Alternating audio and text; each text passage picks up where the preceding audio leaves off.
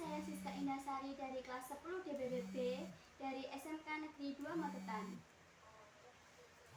Bapak izin untuk saya wawancarai mengenai desa Krajan ini.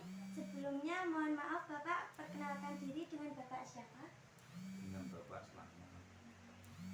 Kebetulan di desa Ketua Lembaga Pemberdayaan Masyarakat. Bapak boleh bercerita mengenai asal usulnya ada desa Krajan ini? Ya, insya Allah bisa. Ini gini, untuk desa Krajan itu ada dua cerita. Jadi kenapa dinamakan Krajan itu ceritanya ada dua, karena ini semuanya kan cerita ya, karena berdiri sekitar 1600 sekian, karena sementara kita hidup di tahun 2000-an, sehingga kan cerita. Intinya gini, desa Krajan itu didirikan oleh seorang keturunan dari Mataraman. Berarti Mataraman berada dari Jogja dan Solo. Jadi yang buka kerajaan itu bukan orang-orang biasa, tapi orang luar biasa. Bahkan karena orang kerak biru, orang masih keturunan dari keraton, dia menyamarkan diri, namanya Mbah Labu. Maka kalau sampai sekarang saya juga belum tahu nama yang sebenarnya. Sundul yang tetangga kita itu saudara laki-laki namanya Mbah Jegan. Jadi cuma setelah generasi berikutnya ada nama-nama yang sesungguhnya. Jadi karena dia orang hebat, sehingga dia tidak terpunya terusik ketika berada di Krajan, akhirnya namanya pakai nama sandi ya, Mbah Labu Krajan, yang sekarang dimakamkan di makam Sekayon. Jadi alhamdulillah termasuk saya yang menginisiasi memugar itu, termasuk saya, karena anak cucunya yang bapak itu yang jadi lurah-lurah, anak cucunya semua, termasuk Pak Lurah Muji, Pak Lurah Bajuri, Pak Lurah Kawoso, Mbak Lurah KRM, Mbak Lurah sebelumnya itu anak cucu dari itu. Ternyata saya tanya-tanya kalau anak cucunya kenapa makamnya kok tidak dibangun. Akhirnya masyarakat sadar ketua hatinya untuk membangun petilasan yang bapak desa, akhirnya dibangunlah petilasan makam Mbah Labu di makam Krajan Tengah sana. Jadi kalau ada waktu longgar silakan nanti ada bentuk joglo kecil ya, bagus ternyata ya, kayak makam-makam pendiri di wilayah yang lain. Terus kan Krajan itu gini, dulu kan istilahnya orang pendatang. Kalau orang dulu kan orang-orang sakti, jadi dia nggak perlu banyak teman, hanya bahkan satu orang peserta kelompok yang diketuai Mbah Labu itu, akhirnya kan pengembara itu ya, pengembara itu ya, pengembara akhirnya sampai di wilayah Lembah Timur Gunung Lawu sini, tepatnya di daerah Krajan. Nah, kemudian di daerah makam itu, daerah Sekayon itu, dari situ akhirnya intinya Mbah Labu itu mencoba membuka lahan di sini. Dia kan kepingin mengembangkan diri dan keluarganya masih banyak, lahannya di daerah. Dulu kan ada sungai sekarang kan sudah direnovasi, sudah istilahnya sudah dibenahi. Dulu sungai dulu kan ini kali kok kan yang ngablak itu masih asli itu, tapi kalau ini sudah mulai baru terus macamnya lurus, karena memang dari dulu lewat tengah, termasuk lewat dekat makam itu. Biasanya orang pendatang itu tepatnya kan di dekat sumber air, gitu. Sumber air, karena air itu identik dengan sumber kehidupan. Orang hidup kan butuh air, mau nanam butuh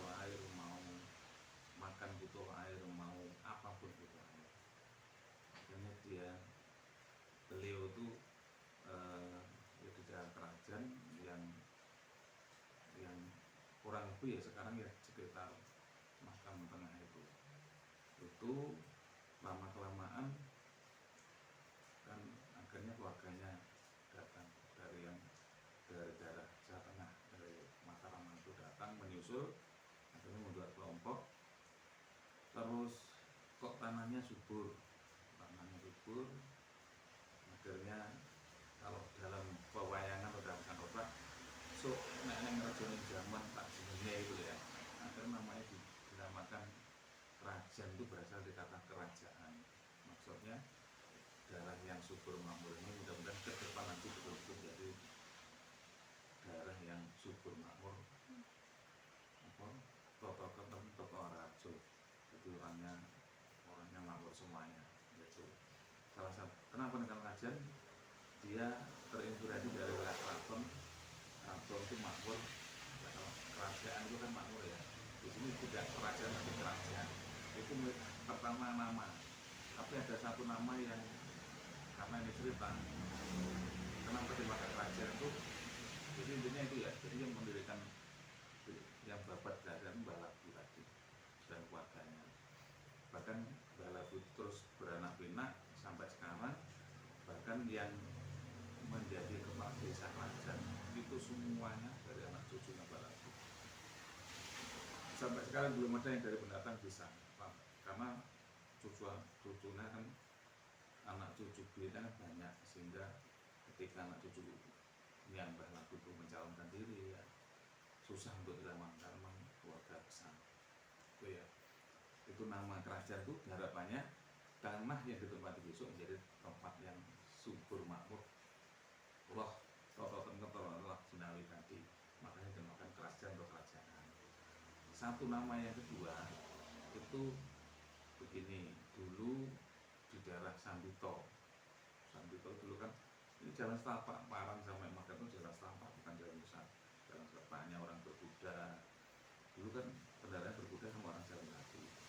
Gerobak itu berarti kan sapi yang narik. Itu di wilayah Sambito itu ada warung, yang warung itu ramai karena memang tempat transitnya orang dari wilayah Parang ke Magetan. Di situ ada hutan, dulu kan hutan sini. Kalau tahu hutan ada warung kecil. Kalau nanti saya ditanya siapa yang punya warung, itu saya nggak bisa jawab. Cuma ini kan saya katakan tadi cerita. Jadi satu nama itu dari Mbah Labu itu, yang kedua cerita warung tadi. Di warung itu ramai pengunjung, setiap orang dari Parang ke Magetan singgahnya di situ. Nanti sarapan di situ, nanti pulang makan sore itu mau kembali ke situ dari Magetan. Nah, karena rame akhirnya dulu kan sakti-sakti ya, terjadilah seperti silang pendapat, antri sebenarnya antri tidak kurang sabar, akhirnya terjadilah perebutan makanan tadi.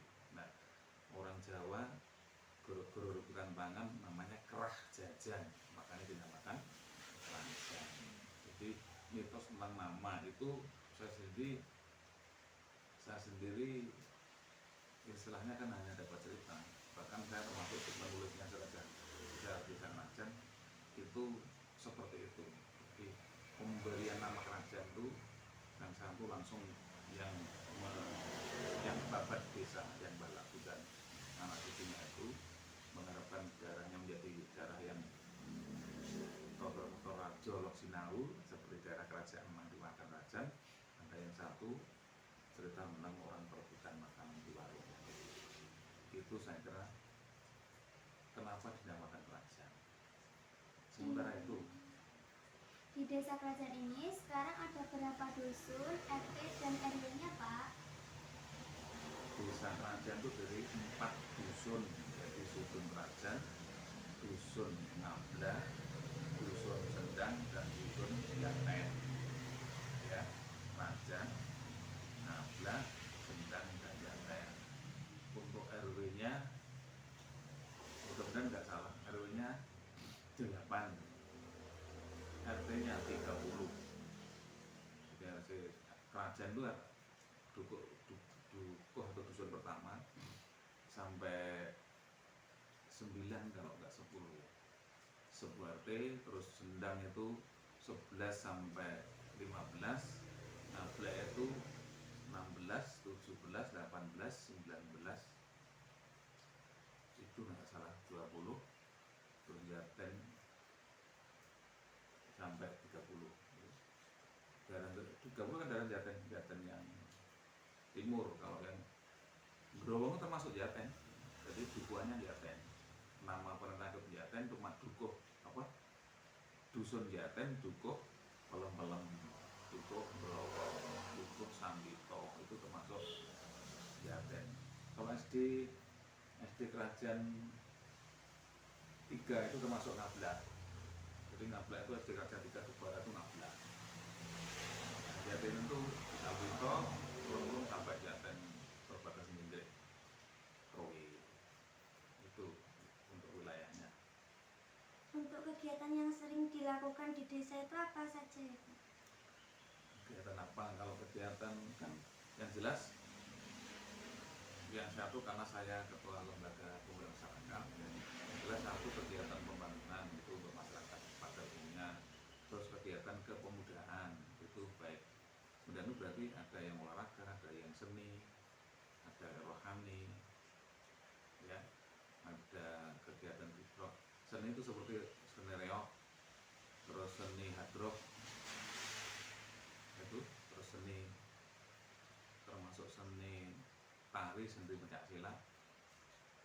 Terus bahkan di Sambito itu sushi itu hasilnya sekarang dibelikan di mana Mojosemi itu dari karyanya buat apa mah? Bukan, buat yang dinosaurus gitu, untuk jenis-jenis itu dibuat juga. Itu yang kepemudaan, olahraga, seni, pembangunan otomatis setiap itu.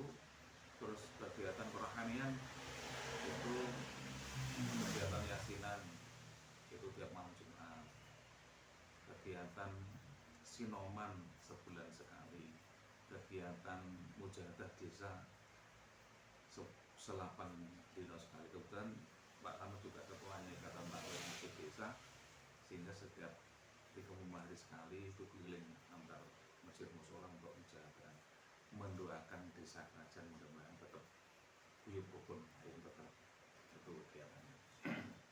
Termasuk tidak lupa kegiatan untuk anak-anak, ada posyandu anak, ada posyandu balita, ada posyandu lansia. Sekarang ternyata lansia itu juga diubahin sama pemerintah oleh Pak Jokowi. Pak Jokowi kan apa makan gratis itu kan untuk ibu hamil sama untuk anak sekolah. Itu yang saya tahu. Terus apa lagi? Untuk sosial budaya di desa kerajaan ini gimana, Pak? Budaya yang jelas yang ada kerawitan, cuma sementara kerawitannya tidak jalan karena apa ya, rata-rata pengerawat itu dulu yang suka kan yang tua-tua, itu mbahmu kayak Pak Senen, ngerti Pak Senen? Nah itu dulu anak-anaknya kan nggak suka, akhirnya kerawitan nggak jalan. Cuma alhamdulillah di SMP 2 Barang kan ada yang pelajar. Terus reok kemudian kawan-kawan juga punya reok namanya reok Singolawu Budoyo. Itu kebetulan yang dulu yang beli saya dan teman-teman. Reoknya sekarang dikembangkan Pak Gito di Sambito.